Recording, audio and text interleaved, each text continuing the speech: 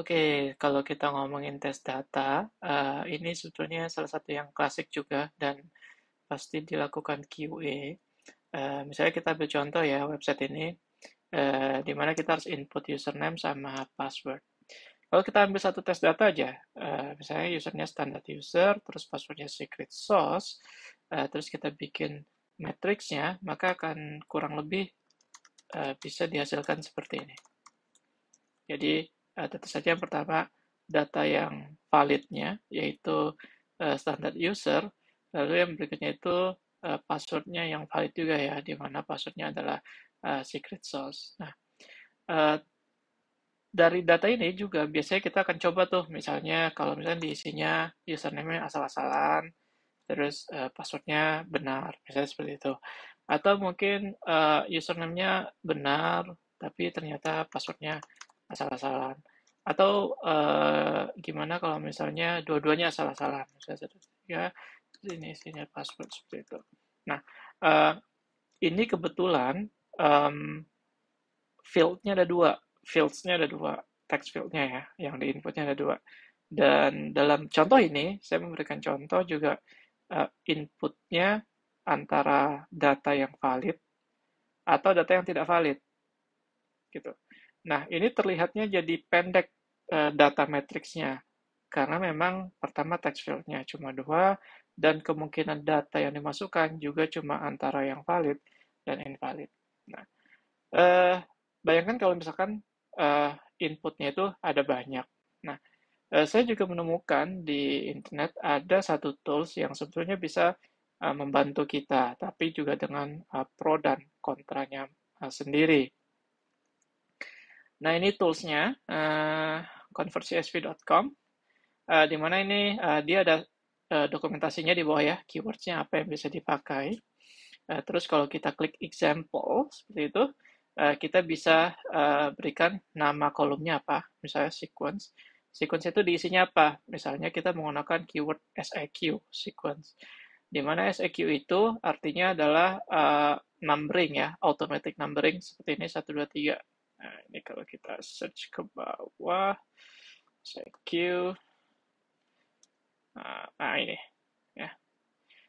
Dia di sini menjelaskan apa itu maksud dari SEQ, apa yang dilakukan oleh keyword SEQ itu sendiri. Begitu juga dengan keyword-keyword yang lainnya. Misalnya ada seperti ini, pick.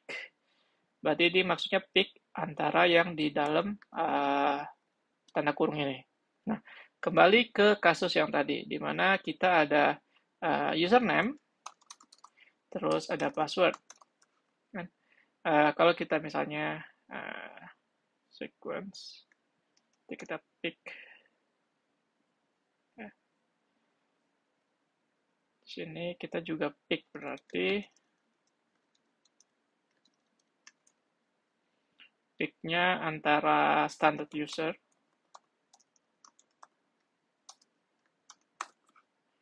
terus misalnya ABC 123, terus yang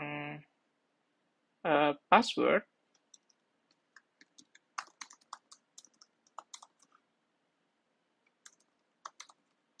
kita juga pilih secret sauce atau password biasa. Kalau kita generate, dia akan membuat apa namanya? Oh, sini harus klik. Kalau kita generate, dia akan membuat kombinasinya. Dan kita bisa memilih berapa kombinasi. Nah, kalau misalnya kita pilih dua kombinasi, dia akan bikin either standard, user secret sauce, terus data yang valid dan data yang tidak valid. Kalau kita bikin kombinasinya 3, dia bikin seperti ini. Jadi data yang valid, terus username-nya tidak valid, password valid, dan begitu seterusnya. Kalau kita bikin 4,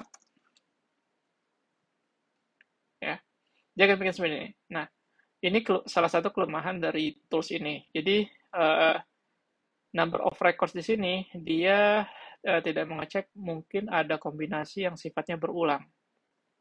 Walaupun dia sebetulnya udah membantu kita banget ya.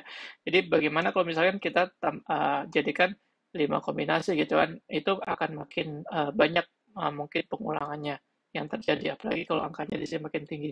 Karena secara rumus berarti 2 pangkat 2 sama dengan 4, jadi 2 kemungkinan dengan 2 text field yang ada, berarti itu harusnya memang maksimal cuma 4 kemungkinan.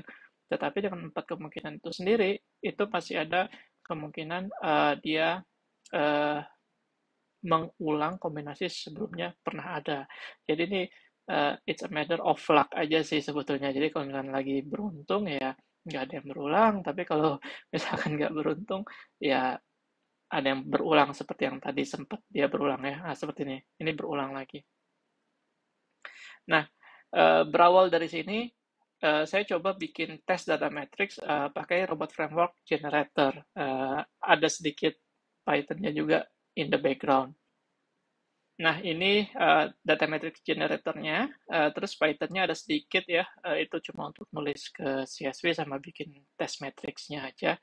Jadi ini cara pakainya gampang banget, ya ini sebenarnya nggak rapih banget sih, karena keyword sama test case-nya saya satuin di satu file, harusnya baiknya sih dipisah. Cara runningnya gampang, tinggal pakai keyword runner ini. Untuk yang sebelumnya uh, belum pernah setup Python dan virtual environment, silakan diikuti video saya di sesi sebelumnya. Jadi ini tinggal dibikin seperti itu, nanti dia generate otomatis. Nanti hasilnya ada di dalam folder file, terus ada trial seperti itu. Nah, dia akan membuat kombinasi yang memungkinkan dari input dan juga text field yang akan dilakukan testing. Nah, jadi cara ngeditnya di sini aja. Jadi headers names, headernya ada apa? Misalnya tadi username dan password kan. Berarti username dan password. Kalau misalnya ada header lain, misalnya login ID, berarti tinggal tambah aja ya. Tinggal dipisahkan dengan one tabular, one tab aja. Tapi kalau kita di sini kasusnya cuma ada dua, berarti dua. Terus kemungkinannya kan uh, antara valid data atau mungkin invalid data ya. Ini saya pakai contoh ini aja. Nanti kita bisa membuat datanya itu lebih rich lagi nanti ketika praktek. Jadi kemungkinan ada dua kan, either valid dan invalid. Nah ini kalau kita run, terus kita buka hasilnya, dia akan membuat datanya. Ya datanya coba ada 4, itu aja ya. Nah di sini saya mulai dari angka 0, berarti ini sampai 3, berarti ada 4. Dia akan membuat 4 kombinasi dan memastikan tidak ada kombinasi yang berulang gitu antara si valid dan invalid. Jadi valid valid, valid invalid, invalid valid, invalid invalid dan lain sebagainya. Ya, begitu juga kalau kita mau bikin yang seperti tadi, misalnya kemungkinannya kan standard user terus secret source, terus misalnya kita mau bikin apc 123, terus nanti ada satu lagi kemungkinan password seperti itu. Nah, dia jadi dengan 2 field, terus dengan ada kemungkinan 4 input, dia akan bikin kombinasi yang menyeluruh terhadap input ini. Jadi walaupun di sini kita tulis password, itu bukan berarti dia nyobain input di field password doang, tapi dia nanti akan cobain bikin di username doang. Jadi kalau misalkan kita run, dia akan bikin kombinasi seperti ini. Standar-standar, standar secret, standar ABC, standar password, secret standar, dan begitu seterusnya. Ya. Dan tentu saja ini kembali lagi ke rumus yang tadi. Ada 4 data, terus di sini juga ada 2 input, berarti 4 pangkat 2, ya. 4 kali 4 kan, 4 pangkat 2 sama dengan 16. Jadi ini total ada 16 input. Di sini saya mulai dari indeks ke 0 sampai indeks ke 15, jadi ada total 16 data. Ya, jadi ini sebetulnya just for fun aja terkait data matrix generator ini. Mungkin ada yang tertarik ya. Jadi bayangkan aja kalau misalkan ada inputnya, ada teksturnya ada 30 gitu. Terus kombinasinya gimana?